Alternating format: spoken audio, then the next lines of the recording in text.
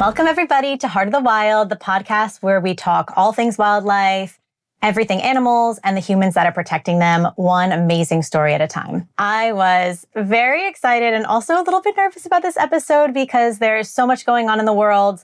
And when you bring animals into it, for me, my heart just kind of breaks a little bit. But also, I think it brings out the best in humanity, the best in people. And I'm very confident that this will be no different. If you live in London, you may know Nikki Tibbles from her incredible floral company, Wild at Heart. But as a dog lover, you may be more familiar with Nikki from her wide-reaching and impactful work in dog rescue as the founder of the Wild at Heart Foundation. And I'm not going to say that 10 times fast with Heart of the Wild because, you know, that could get confusing. But from traveling the world, whether it be with Sri Lanka, Puerto Rico, Thailand, Nikki has gone from traveling to those areas to rescuing dogs in those areas. And whether it be feeding or caring for these animals or organizing veterinary care, Nikki has been incredibly impactful across the world and across the globe for dogs. And she's rescued 2 of her own.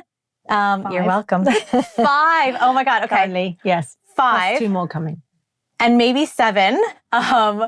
But I love the names of the 2 that I at least know of, Rose and Lily, that have a tie to your floral company.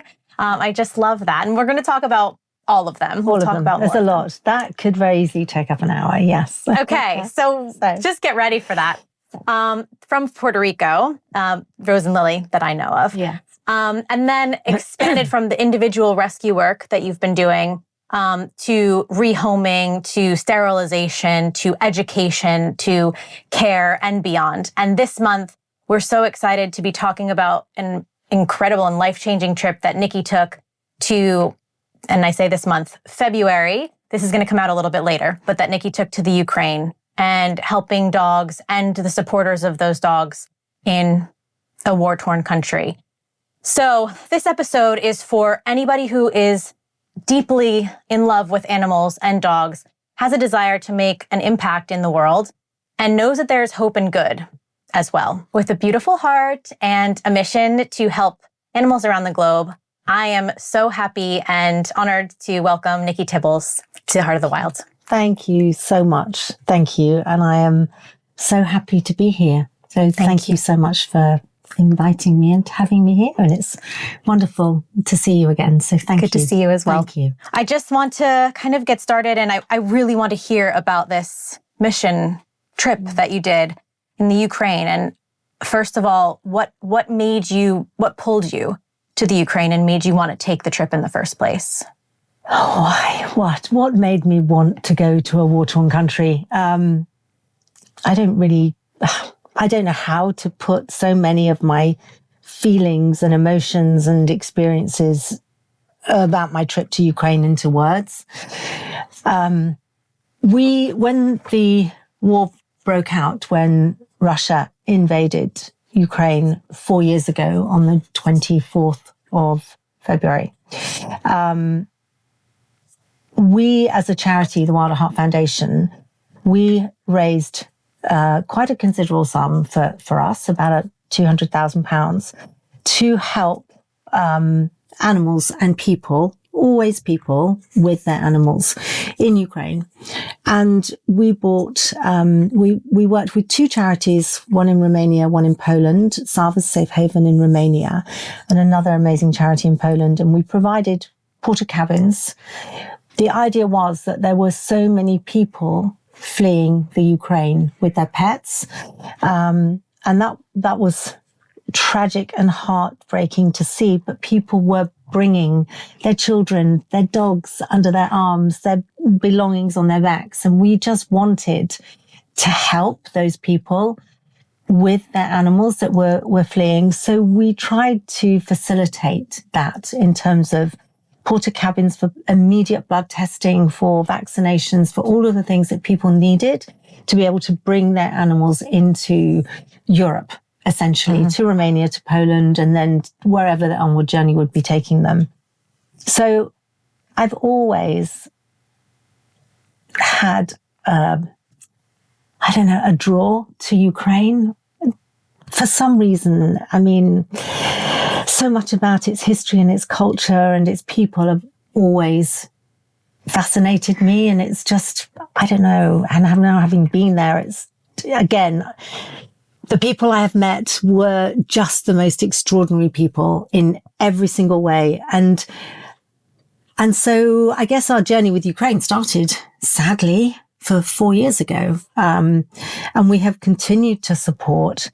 And we work with another charity that does a lot of work in Ukraine. And we've continued to support for the last 4 years. And I just thought it was about time I went. And, you know, wherever we work across the globe, whether it be Mexico, or as you say, Thailand, Puerto Rico, we would always go and meet people that we work with. But of course, we haven't been able to really do that per se, you know, until now. Well, I guess I could have gone, but, you know, now seemed like a right time. Mm-hmm. So yes, I left for Ukraine in time for the 4-year anniversary of the 4-year invasion and the outbreak of war. And I spent 10 days there. Wow. And when you were talking to me before about the fact that it was 4 years since the war broke out, I can't believe it's been 4 years. And we've seen other countries go through those similar experiences that are all over the news, where you see people trying to flee and trying to take their pets, not able to take their pets. So it's such a poignant, you know, issue that people are facing, and something that you're helping with, I think will resonate with so many people and also deeply touch many people that are seeing it from afar. Now, most of us are seeing it from afar. What did you see on the ground when you got there? What was your perception of it before you got there? And then what was the reality when you actually were there? That's a very interesting question. I mean, you look at the news, you can't help but you see the worst on the news. And I follow a lot of Ukrainian people and news and media on Instagram and various channels. But, you know, you see photographs, you see horrific things. And of course, we're just inundated with wars around us. What is happening in Iran is heartbreaking. What is happening all over Gaza, I mean, it's everywhere in our lives. It's all consuming around our globe. The amount of war that I guess you and I probably never thought we'd see in our lifetime. I mean, in Ukraine, I didn't ever think that I would see a war being fought in the trenches. Mm-hmm. You know, you think, my goodness, that was my grandfather, and, you know, First World War, Second World War, but this is current. And that was quite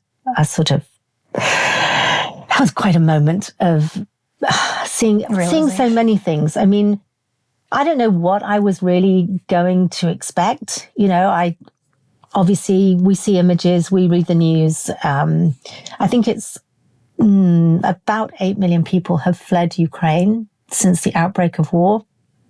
And of course, there was already a stray dog population there. And of course, now with nearly, it's either 7.8 or 8.8 million people have fled Ukraine in the last 4 years. And many of them obviously leaving their pets behind.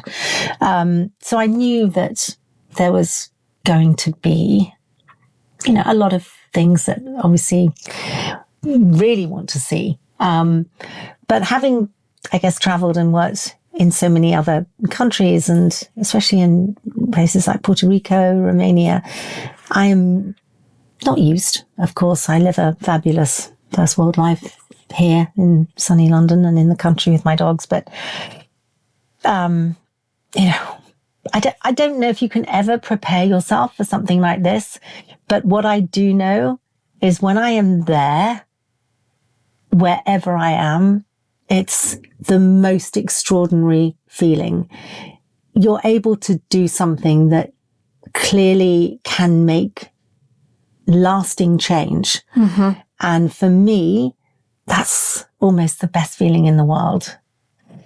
When I get on a plane and come back from wherever I am without dogs in my arms, I have brought many back from Puerto Rico to New York, but those are the best plane journeys. But when you get on the plane and leave, my heart just sinks and I am a mess on the plane, because who is going to pick up that dog that's potentially stepped on has lost a limb or has been run over or has been beaten, and, abject cruelty. And that's not what I saw in Ukraine at all.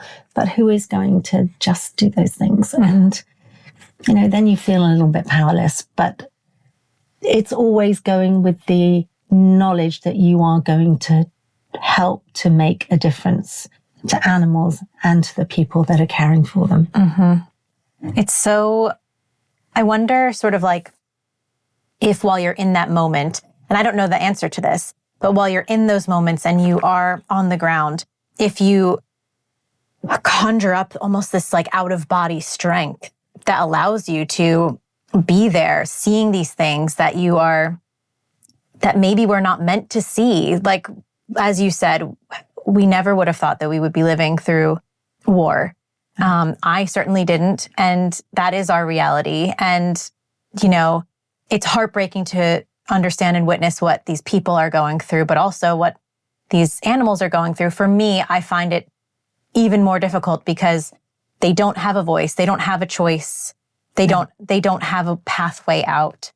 And so to conjure that strength to be there, most people aren't in that scenario to do that, whether it's by their own choice or, other forces. And I just think it's incredible to have that strength, especially as a woman. Like we were talking before, how incredible women are. Women, yes. And a lot of these women are doing the work. I've seen so many of your posts, so many of these people on the ground helping to support these animals are women. And I think just a generalization is that when you think about strength and power and, all those things, and again, this is a generalization, but you just don't necessarily see the face of that as like a woman. And it is. And I just want to hear a little bit about, behind every great man, there's an even greater woman, no? I agree. Yeah. Yes, I agree with that. I just think the generalization might not be, but I am here to debunk that with you because I want to talk about the amazing women on the ground that you met.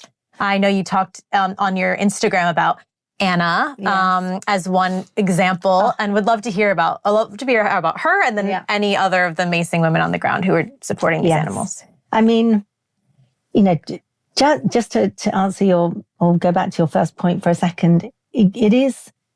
A lot of people have said to me, I don't know how you do it. I don't know how you do it. I'd want to bring all those dogs home, or, how do you see what you see? And I think you do find a strength, of course, but I think it is driven by the people around you. Mm. I can't break down in tears because there's a dog that needs help when this is what these people see every single day of their lives. It's like, I can't go into a shelter and think, oh, that's not quite as clean as it should be, when everyone is doing, and they are all women, when everyone, and that's any country, whether it's Romania or Puerto Rico or anywhere, Greece, anywhere that I've traveled to work with animals, there is always an amazing woman. And I have to say, never more so than in Ukraine. And I met the most extraordinary women. But of course, you have to remember, it's a country at war. The men are at war. Mm-hmm. From the age of 25 to 65, I believe, men are I have problems with this word, so I'm sorry. Conscripted. Okay. Thank you. Yes. I don't even know that word. So yes, that means you have to go fight for your country, I believe. Okay. If anyone has the right definition, then do let us know. Mm-hmm. But you have to be conscripted.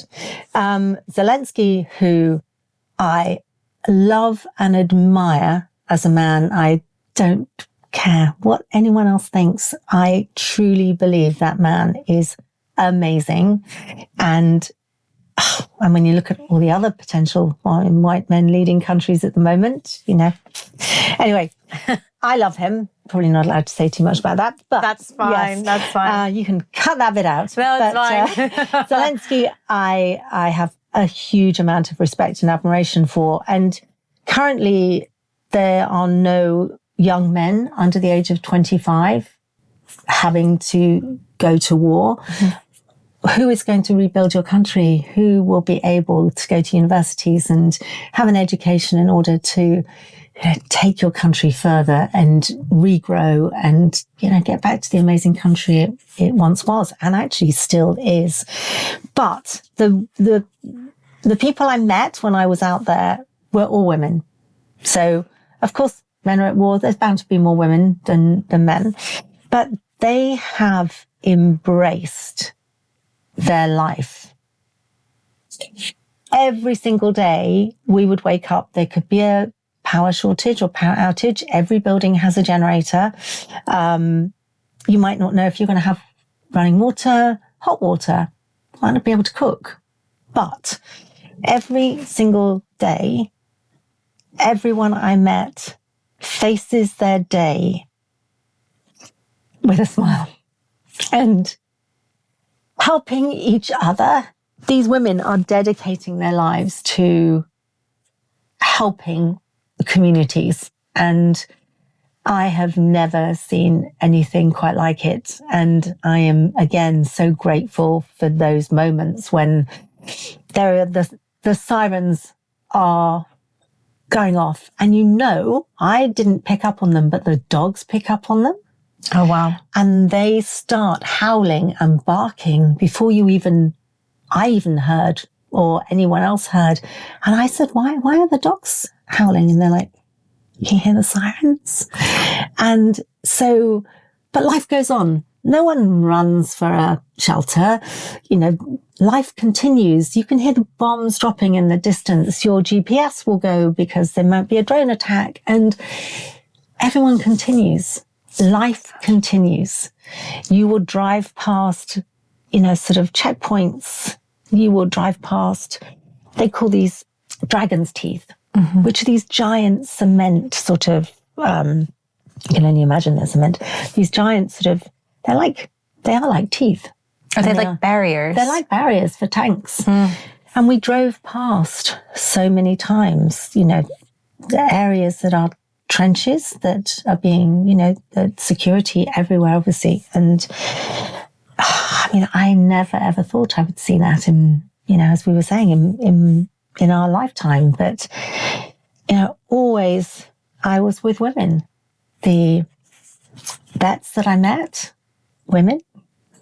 And you felt safe. You felt always supported, comforted. Yeah. I don't think, actually not once did I feel in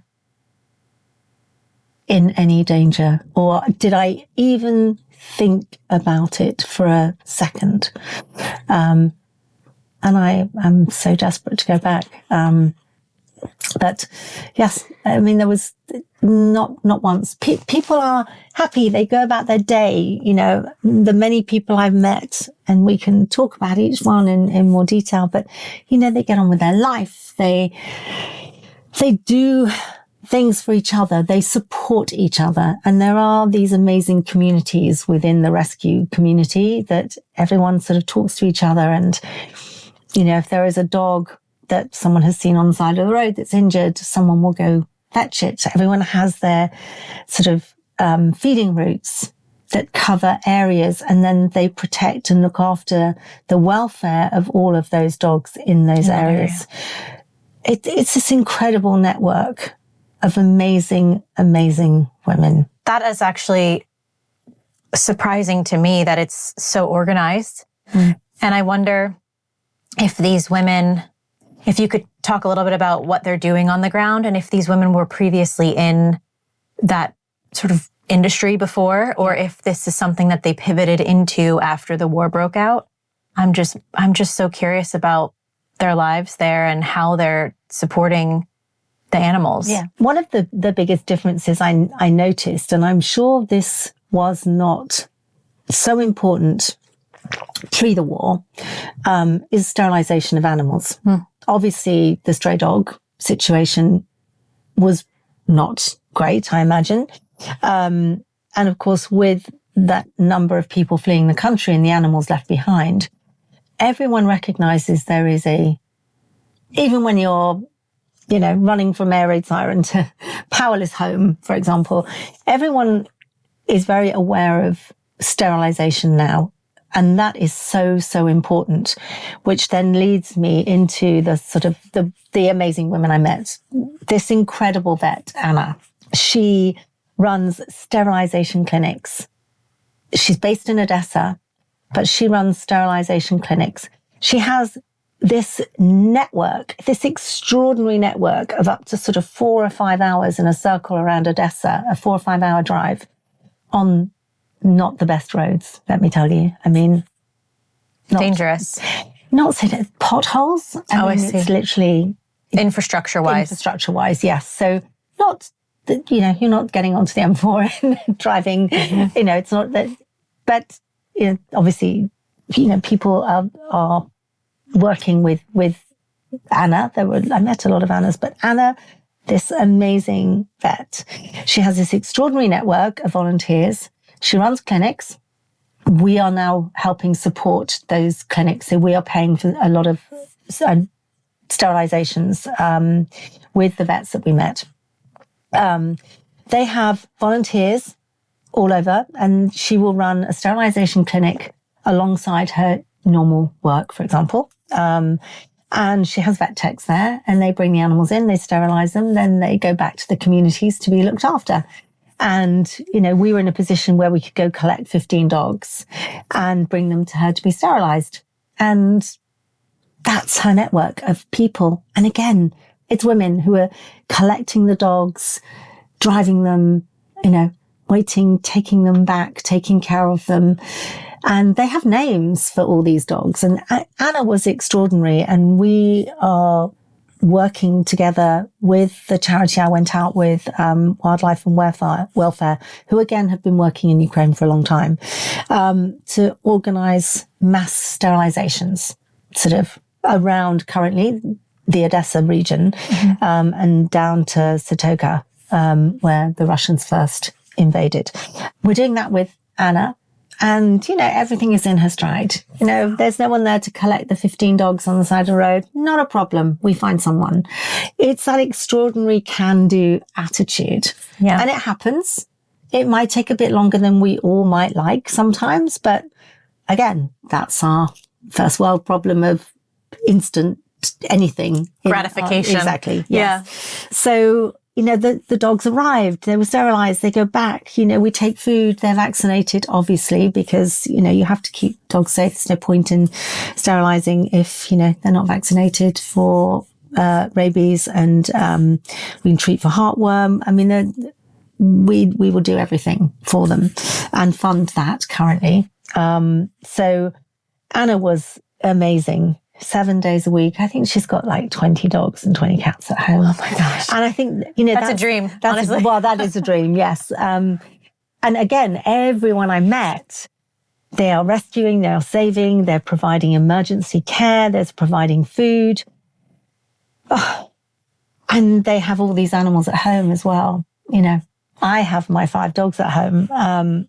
But, I would love 20 dogs and 20 cats, but, and a few pigs and rescue goats and rescue pigs and donkeys too. But, they live and breathe their work and their life. And was this something that they did? Are these people who, I've read so many different things about the way in which these organizations or these, I'm actually blown away that this is so organized. But I've read so many details on the ways in which people pivoted after the war broke out. So I wonder if this was something that they did prior, or is this something that they pivoted into? Anna obviously is a vet, and she has her vet techs with her. Another Anna that I met who, that woman seriously blows my mind. I'm not sure how I pronounce her name correctly, which is terribly rude, Anna, but the amazing Anna Kukarina. Oh, yeah, Kukarina. I did write that down. She is definitely worth a follow on Instagram, and she is definitely worth Googling. And she is, I have met some incredible people in my life through my work, obviously, and obviously through what I am trying to do with the foundation. But Wow. A force of nature and some. Anna Kurkurina. I hope I'm pronouncing it right as well. Me But too, we will yes. we'll put a link to some of her social channels in our notes, in our podcast notes. I mean, Anna, she's always been an animal activist, but her life now is working with animals and women. So Anna is the world's strongest woman. Okay. Her presence she's the sort of woman that walks into a room and heads turn. She is not just physically strong, but that woman has the most incredible heart. She was bullied as a child. There's an amazing documentary about her. And she was bullied as a child for being a lesbian. And she wanted to deal with that in her way. And that was becoming physically a very strong and capable woman. And her body is, powerful, but you just look at her and you know what she's like. But that woman's heart, her mantra is that it is the role or job of the stronger to always protect the weaker. And for her, that goes into all areas of life. And never more so, I really believe, since the outbreak of war, sort of asking whether or not people's roles have changed in their current world as to 4 years ago. Was Anna doing what she was doing now? There was probably no need for it. I mean, she has always been known, as I say, as an animal activist, but she spends her days, she works with women to train them, to make them stronger. She works with disabled children and disabled adults to, again, make them stronger, more confident, more capable. And to see her doing that is seriously quite something. She commands so much from people without even asking. She's the sort of person that you would never, ever want to let down. Mm-hmm. Do you know what I mean? She wouldn't. I'm inspired just hearing about her. She would never expect anything. She would never ask. I offered to pay for some of the dogs we rescued. I felt like I probably said the wrong thing, but I felt like I should always. Sure. No, not about the money. It's about making the difference. And Anna works every single day, volunteering again with her community. They all have this sort of like outreach of amazing women that they work with, that they call, or on Facebook group or whatever it might be. Now, not be Facebook group. I don't know if they have that, but so sorry if that's giving the wrong information, but they communicate. Some kind of network. Anna is out every day and she's training herself. She's training women. She's training teenage children, and she's got dogs at home and cats, but she's out every day rescuing. Anna is one of those people that she actually goes to the trenches. Oh, wow. And so there is, not everyone obviously is allowed to go to the trenches. So you have to be authorized to go. And they will take food for the soldiers. They will take dog food, cat food. And that was the other amazing thing. I saw so many extraordinary images of Anna and her team going to the trenches where they take food for people and the animals. And these men are there risking their lives, and they are also taking care of animals. They are rescuing animals that have been affected, that need emergency care. And Anna and her team scoop them up. Oh my gosh. Take them to the vet, and also will look after them, take care of them before they either find them a home, or Anna or one of her team will keep them. So which leads me to one of my dog moments of like, I always think the dogs that come into my life are meant to be. I was hoping you would share a story about, I did see you mention a dog named Pirate, and I'm not sure if that's who you're talking about, but I do want to hear about any dogs that pulled at your heart while you were there. Yeah, every How many? one. I know all of them. Every dog. I mean, every dog, every cat. I mean, just so many every day. But Anna took us out to, Anna's in Mikiev. That's the right pronunciation. I would love to learn Ukrainian, but I'm not sure I'm quite capable of that. It's a tricky language, isn't it? Yes. When I was, again, following your trip and seeing all the different areas that you were in, I also was trying to figure out how I might pronounce those. So I'm just not the best person to ask. So I apologize in advance, but Anna is based in Mikiev. Mikiev, yes. Sorry. And her amazing community of volunteers. And she took us to areas where there was a sort of a density of stray dogs that, again, are looked after, but it's Anna that's providing food, and her I'd like to say her team, but her volunteers that are also providing food and taking care of dogs and providing the care they need. And we were in a cemetery, which again is quite a moving, poignant place to be. And you look down these sort of, these sort of paths where, graves, like in our cemeteries, whatever. But there are images of the people who have passed. And in the war. In the war, but I think it's also Ukrainian. I see, in any scenario. Yes, but particularly where we were, they were obviously the sort of fallen soldiers. And there were these sort of images of these men, and they were it was so haunting to be around it. And it made me stop in my tracks to look at these headstones, I guess, the tombs of these people, these men, young men and older men too, that, had lost their lives in another thankless war, a pointless war in my opinion.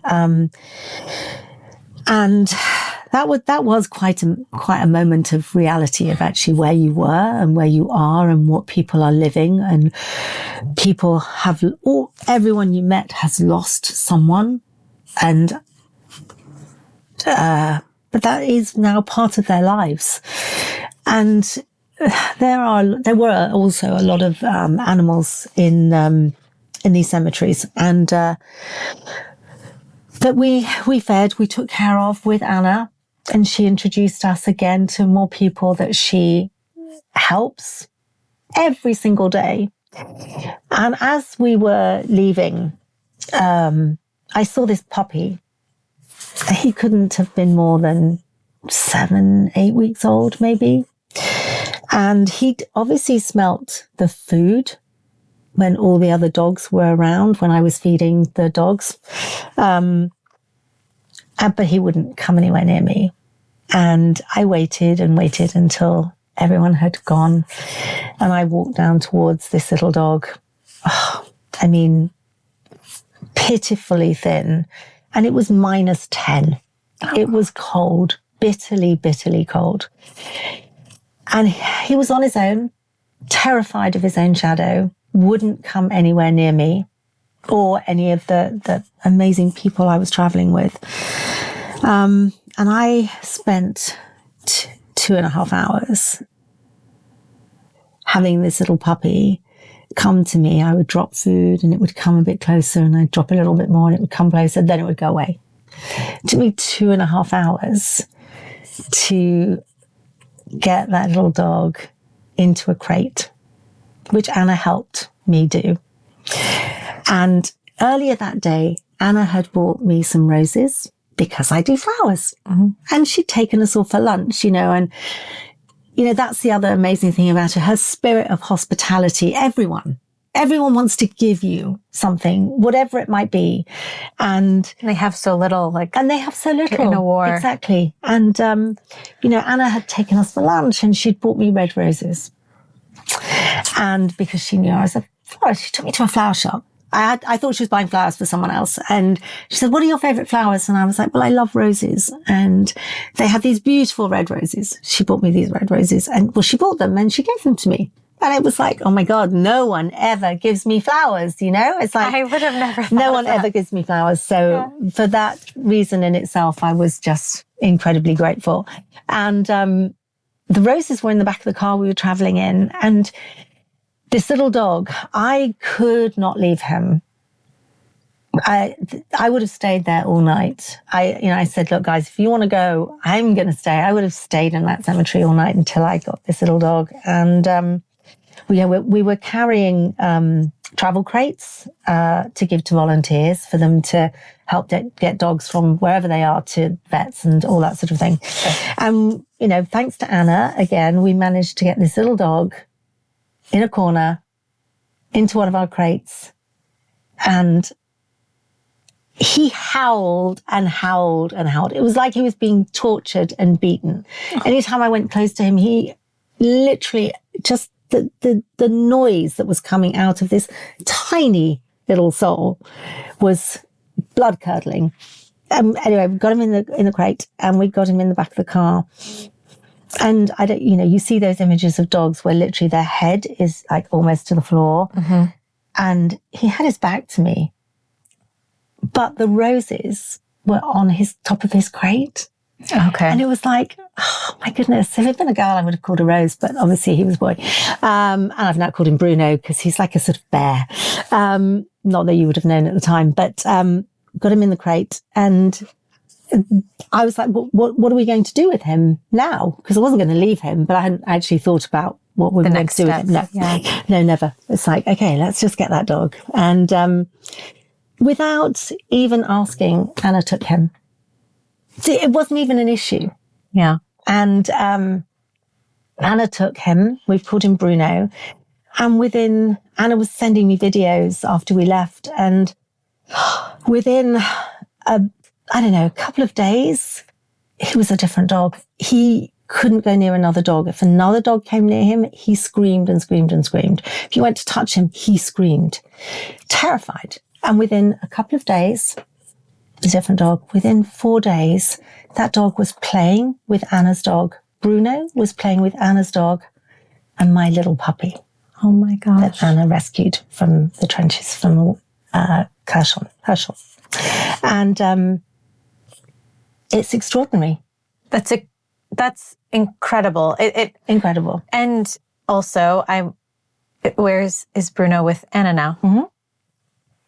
Oh, so you can always now know where Bruno is and keep up with Bruno. And it makes my heart hurt to hear that Bruno was on his own and so little and so fragile. I know that is the scenario for other dogs. And thank God that you were there you were there for a reason, I think it's always, I don't think that those situations happen by accident. No, I don't think so. And,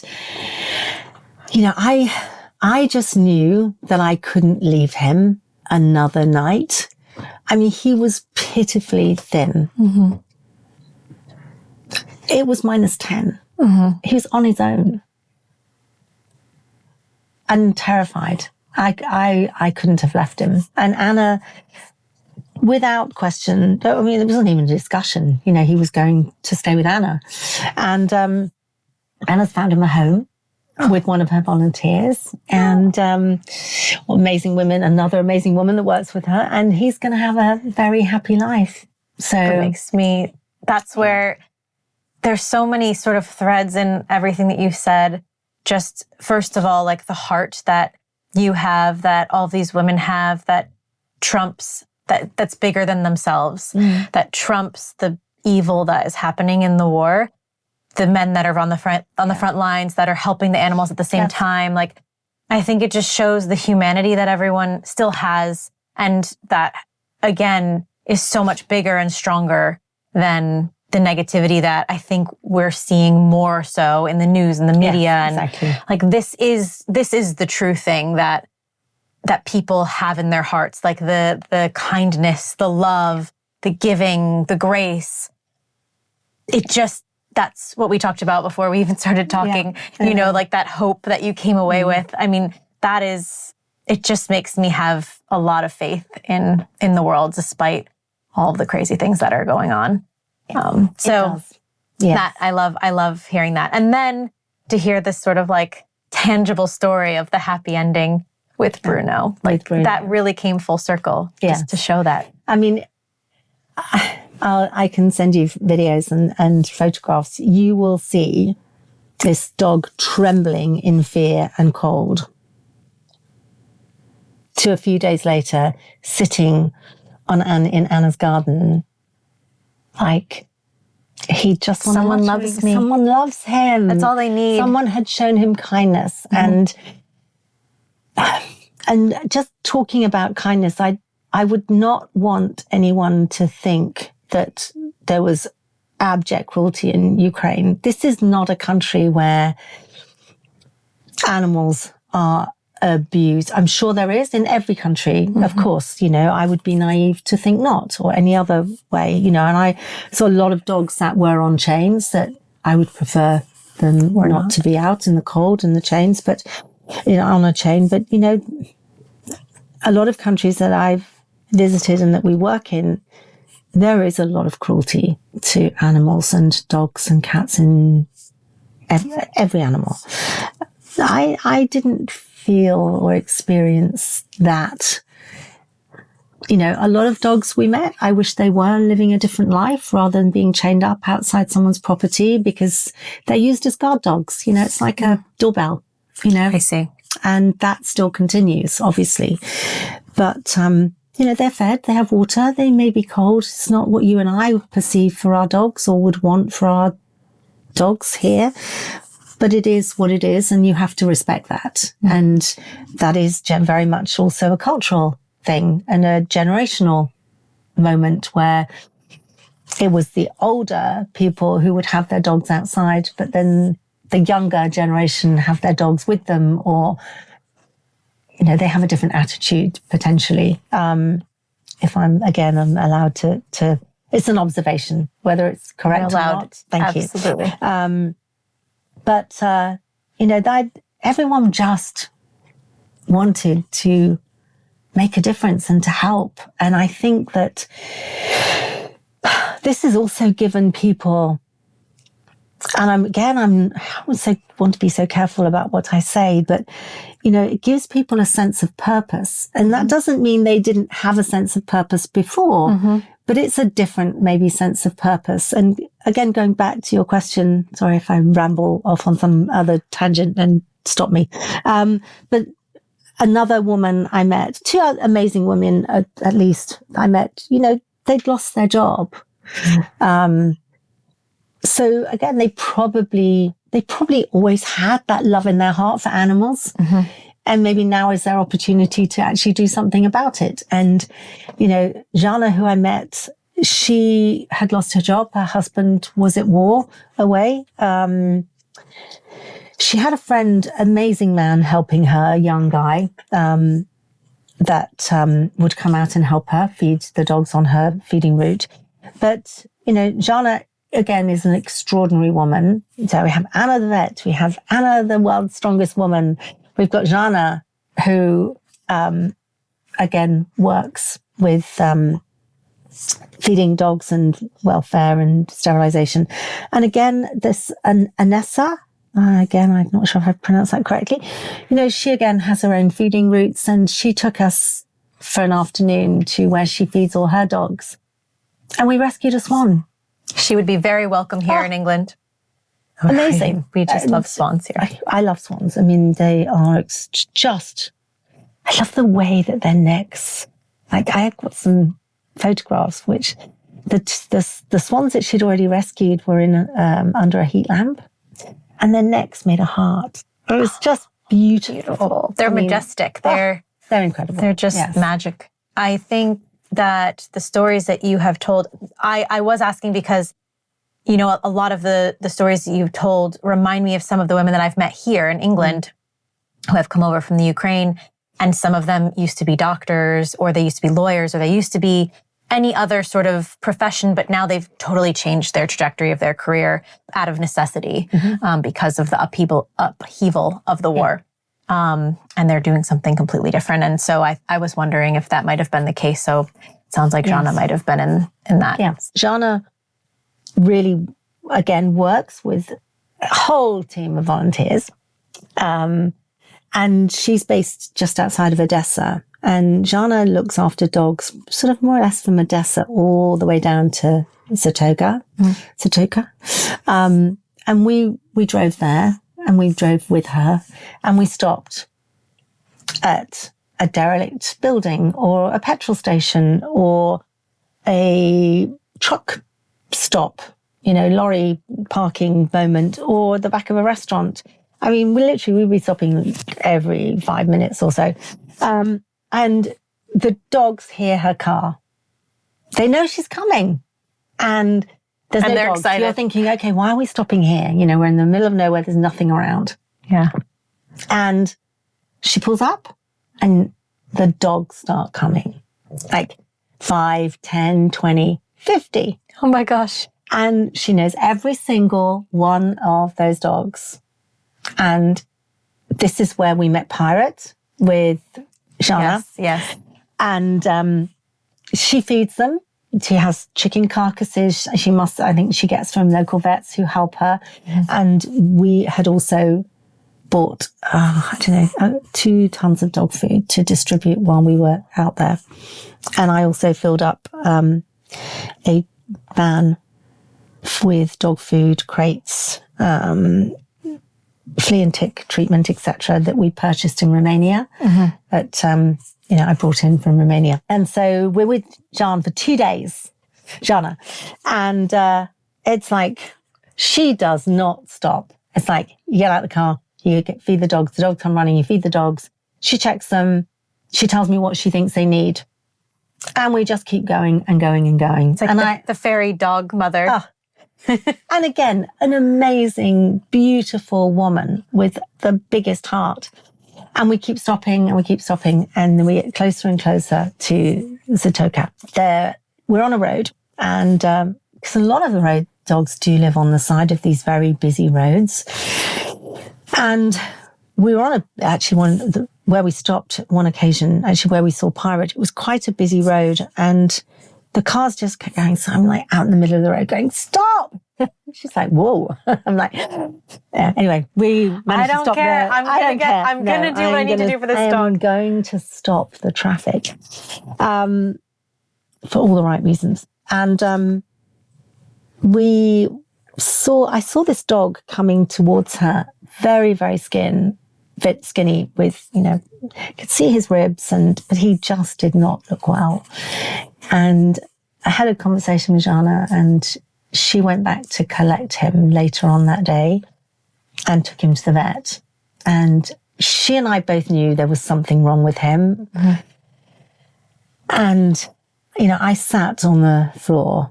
Like, I spent most of my time in Ukraine sitting in the mud and in shelters, and, there's a lot of mud, and it was very cold and had been raining a lot. But, I literally anyway, whatever, covered in mud, my idea of heaven. And mud and dog hair. Mud and That's dogs. what I was thinking, yeah. I'm covered in mud and dogs, and I'm happy, so happy. And I sat with Pirate on the side of the road in a bit of a grass area, and he lay down beside me, and I just knew that there was something not right about him. And he had heartworm, and there's a lot of heartworm in Puerto Rico. Jana took him to the vet, and he was there for a few days on, really life-saving treatment. And you can treat heartworm. And he will now have a lifetime's course of heartworm treatment. Is that from the trip, solely from like Yes. that trip that you did? Yeah. So you like tangibly can understand a life that you saved, probably many, many lives, but like really see in Pirate that you saved Pirate. Yes. And Jana sends me photographs, and he's already a very different dog. My gosh. And on that journey to Zatoika, we stopped at many houses, and there were dogs chained up in houses Inside? In the yard, in the sort of the fenced area of a property. Okay. And Jana feeds them, and a lot of these properties are empty, especially on that road to the coast. Because I think, as I said, that was the where Russia invaded at the very, very beginning of the war. On that anniversary of the war, they blew up the bridge to Romania, and they blew up Zatoika, which is what I can only say would have been the most charmingly fabulous old-fashioned seaside town. Like a Brighton. No, if you're much smaller. Okay. But it had like theme parks and water parks and sort of, like hotels with boats on them and big sunshines and little beach huts. It was that sort of, you could see a little ice cream kiosk. Cute. But that's where there were a lot of people killed. Yeah. Hundreds and hundreds and hundreds of people in one building, which is I walked through that building. And again, that was like that moment of being in the cemetery where you just have to stop and look around. Feel the weight. And feel, exactly. You feel there's something so different almost about the air that you breathe. I can't explain it, but you're standing in what was I stood on the edge of a swimming pool that was now empty, and the water chute had crashed into the pool, and there was a sort of deflated football in one corner, and all the buildings around where they had been bombed, you could see like the bath coming through the floor, or you could see, it was just surreal. There was a boat upside down against a wall. It was but that swimming pool with a football, with no children playing and no people having a wonderful time, because it was a great little holiday destination for people from Odessa. Empty, apart from dogs. The way you describe it too, it sounds like it was just left with no warning. Like a football deflated in the corner. Just someone was playing with the football and then they weren't. Like, it just feels so sudden, which again would equate to like all of these dogs being left behind and being chained up and having no route out and no plan to get them out. That kind of adds to, because it was also so quick. I need to sort of read a little bit more about what actually happened there, but because I know that a lot of those that were killed there were military. So I don't know if the area had been evacuated before, but it's a ghost town with a lot of shells of buildings. But Jana goes there nearly every day or every other day. So we fed so many dogs, took care of dogs we are talking hundreds of dogs here just in a morning. We got to Zatoika and there were two amazing young guys there. And they made us tea. They got us biscuits, chocolate. They were staying in an empty hotel to look after the dogs. Yeah. The owner had said they could stay. And on another piece of land very close by, there were about 40 or 50 dogs. And the owner had said of the hotel and the buildings, had said to Jana that if you sterilize the dogs here, they can stay. Now that is unheard of. People don't want them. It's a proper pack of stray dogs. Yeah.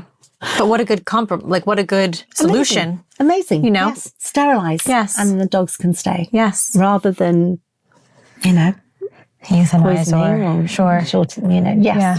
But, the options aren't really worth thinking about. Smart. Humane solution. and smart. Yeah. Yes. Oh, And that Nikki, was amazing. These stories are just, unbelievable. I've never actually heard, and I would imagine a lot of listeners wouldn't have heard stories on the front line of war in this capacity before. Again, we are a large group of animal lovers. So to hear the empathy, the care, the love going into helping animals in war I've never heard this before. I've never heard the firsthand account of something like this. And it gives me a lot of hope in a time when we are actively at war in many different parts of the world. So as I watch the news, my heart breaks over and over and over again. I think of all the people affected, but I also absolutely think of all the animals affected. It's something that really, really upsets me. It really keeps me up at night. We're sadly out of time, and I want to talk to you more about it. But I know that there are going to be people that feel this very way about everything happening. It's very timely, despite this being 4 years on in the Ukraine.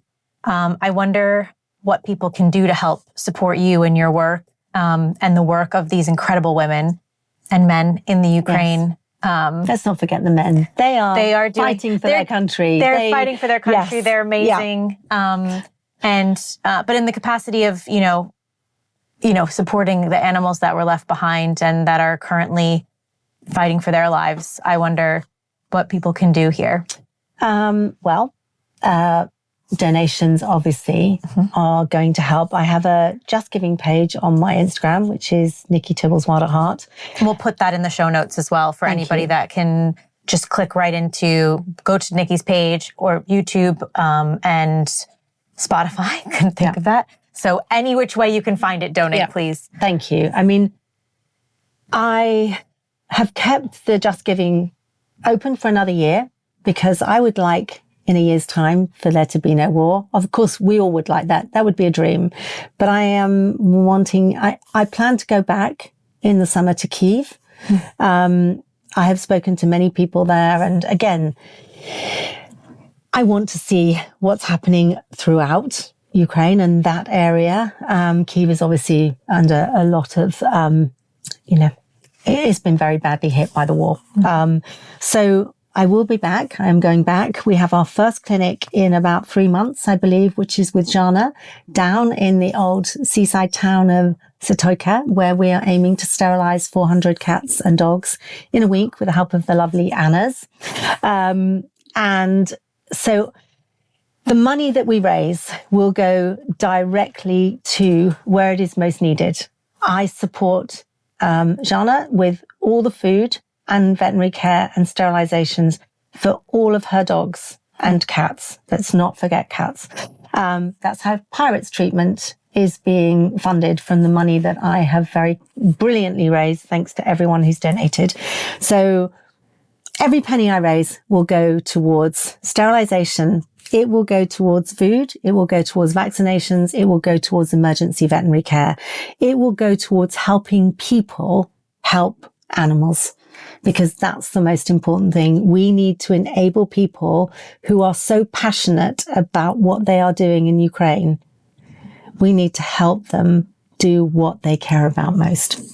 And that's what I'd like to keep doing. I love that. I heard about the trip initially in December when I went to the Carol concert that your team put on. And this was all in the works. And now to see you on the other side of it and hear even more that will be done, the treatments happening down in the seaside towns and 400 dogs potentially being sterilized in a week's time, and the dogs that you spoke about so eloquently today, that their lives were saved because of the trip that you took. And I'm sure there's many others beyond that, but to hear the stories, I had to not cry. It was so hard not to, because these stories are I'm just crying. Yeah. You're absolutely Sorry. loud. You were there. You experienced it. I just can't thank you enough for your heart and Thank you. the work that you do, your strength.